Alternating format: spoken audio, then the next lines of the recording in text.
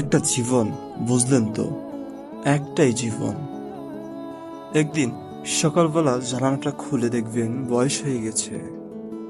ব্যাস, বেলা ফুরালো। দুদিন আগে দেখা মেহগনি চারাটা কবে বিক্রি হয়ে বৃদ্ধ হয়ে এসেছে, তাকে কাটতে লোক এসেছে বাড়িতে। সারা বেলা কাস্ত যে বৃদ্ধ লোকটা, তাকে সবাই মিলে কাঁধে করে নিয়ে গেল গোরস্থানে।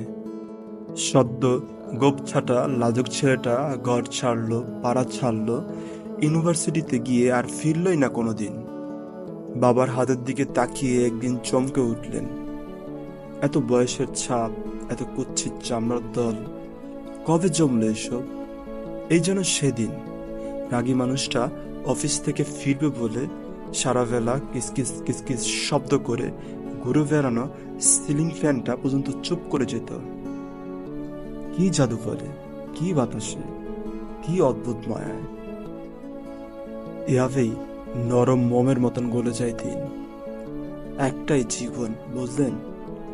তার আর ফিরে আসা নেই। নেই দ্বিতীয় জাফর, নেই আর কোনো সুযোগ।